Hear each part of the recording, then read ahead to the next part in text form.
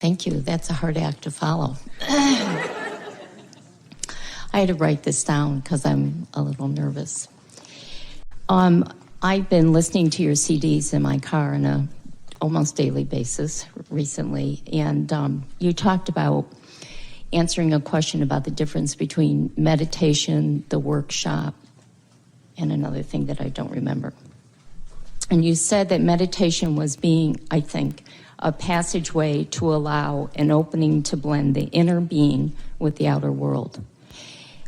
And I was wondering if you would elaborate on that so that I would have a clearer understanding. Well, from our perspective, if we were standing in your physical shoes, this is the way we would utilize the tool of meditation. It's a process for raising vibration, period. It's not a process where you get in and make something happen in terms of identifying it and setting goals about it and speaking more clarity about it. That's more like what a workshop is. In other words, a workshop is where you focus your mind with the details of something that you want, where meditation is almost the opposite of that. Meditation is like the allowing part of the equation, while doing a mental workshop is like the asking part of the equation. So we always tease our physical friends a little bit. We say, we teach you to meditate because it's easier to teach you to quiet your mind and have no thought than it is to have pure positive thought. Because when you've been beating the drum on some subject and you say, oh, I think I'll make improvement on this subject, where you are is where you are. And so when you try to think about this subject, you don't activate it over here where you want it to be, you activate it over here where it is. So that's why people will say, why is it that the things that I really don't care that much about come easily, and the things I really want are so slow in coming? And we say, because the things you really want, you really think about a lot from right where you are. So that's why we teach meditation. The process of meditation is sit in a quiet, comfortable place and quiet your mind and focus on something that allows you to stay awake but doesn't activate something that is troubling. Or, in other words, it's just choosing some subject that you can rest with and feel good with. Sometimes Esther uses meditation to clean her vibration up fast because she's found that appreciation is every bit as good as meditation. If she is anywhere in the proximity of appreciation tunes her right up to source energy immediately. But if she's not in the vicinity of appreciation, then stopping thought altogether will stop. You see, think about what it means. If you deactivate your focus, if you stop thought, then you've stopped resistant thought. And if you've stopped resistant thought, your vibration will naturally raise, just like a cork will bob right back to the surface, you see. So use meditation to raise your vibration, and use the workshop to identify more specifically what you're wanting. Now, why would anybody need to offer a workshop anyway? If contrast causes you to launch rockets of desires, and that's step one, asking, and then you meditate or bask or do things that feel good, which causes your vibration to raise to the level of what you're asking for, that's the answering step 2 and the receiving step 3, then why would anybody ever want or need to get into a workshop where you are specifically asking for things? Because it's fun. It's really, really fun once you get the hang of how worthy and capable you are to be specific, to specifically ask for something and know you're not in alignment with it, and then deliberately get into alignment with it and feel the release of resistance and the subsequent alignment, and then to get to see the manifestations coming into place. And it's just delicious creating. It's the same reason that the sculptor doesn't take the big wad of clay and slap it down and say, there, it's finished. Can you help me to understand the difference between the saying letting go and letting God and deliberate creation of what we want?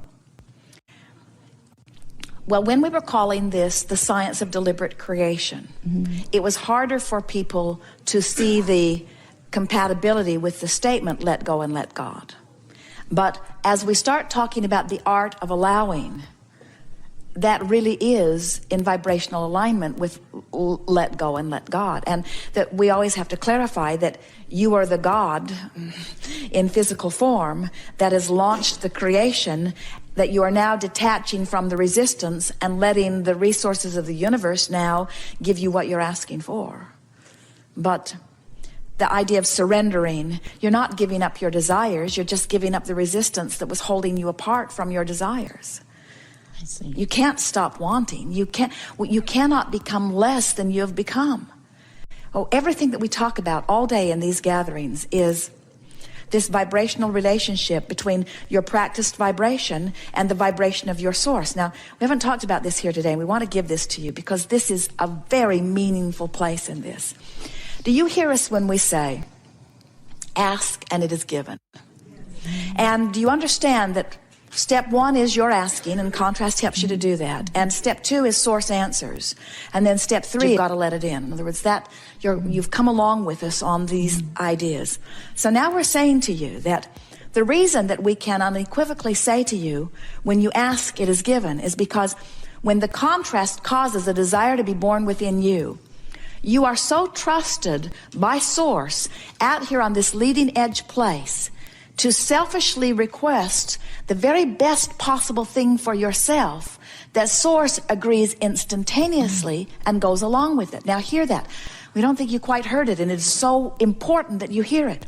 You are the leading edge of thought, and you are selfishly oriented. You and every point of consciousness in the universe, which means the one-celled amoeba in the ocean is having an experience of perspective and is having preferences, even though they're different than yours and spoken differently than yours.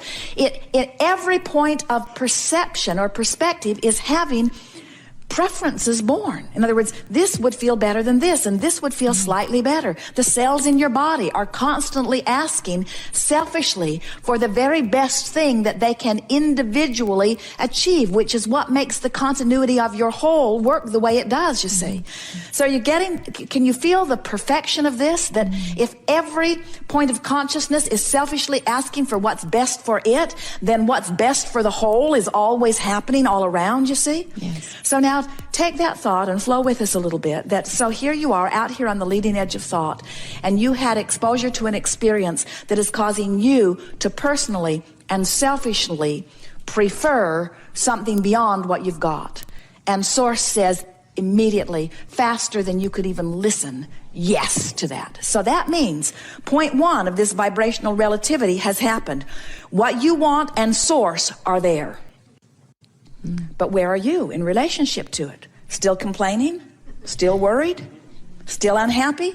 Source and what you want has joined your vibrational escrow and is there waiting for you. That's what that buffer of time is, waiting for you to find somehow, some way to be a vibrational match to what you are asking for. So can you feel how delicious it is once you've shown yourself that? And you can do that today. You got depressed and you got all the way to anger. You've shown yourself that you are empowered. You've shown yourself that no matter what, you can and if you can go there, then you can go there. And if you can go there, then you can go there. And if you can go there, then you can go there. In other words, if you can get from depression to anger, then you can get from anger to frustration. And then from frustration to hopeful, and from hopeful to believing, and from believing to knowing, and from knowing into the ecstasy that is natural to you. And we have to say to you that there is no end to relief. In other words, we cannot stop being where we are and expanding into more. The expansion never stops for any of us. So what's happening with so many people is that, and what is the reason for all of your emotional response to your life is this vibrational relativity between who you're being in this moment and who you really are being in this moment. So something happens which causes you, and it happens all day, every day, which causes a new desire to be born. And when that happens, you got to get up to speed with a new desire. You can't pull back. So if somebody says, let go and let God, we promise you they're not saying pull back those desires, because that defies the way the universe is established. It defies all the laws of the universe as we know them to be, you see. You can withdraw your resistance, but you cannot become less than your leading edge environment has caused you to be. The other day, Esther, right before her eyes, felt a new desire born. She felt it happen. Jerry was standing right next to her. She looked at him and she said, uh-oh. Uh-oh. He said, what? She said, we've got no choice but to go there. You have to go there. And once it's born, you're never happy again until you go there. You've got no choice but to go there, you see. So you can let go and you can let God, but you can never stop creating. You can never stop thinking. You can never stop being. You can never stop offering vibration, but you can deliberately control vibration. And that's the power of those workshops, to deliberately control thought and then see universal response to your thought. That's ecstasy. That's deliberate creating ecstasy.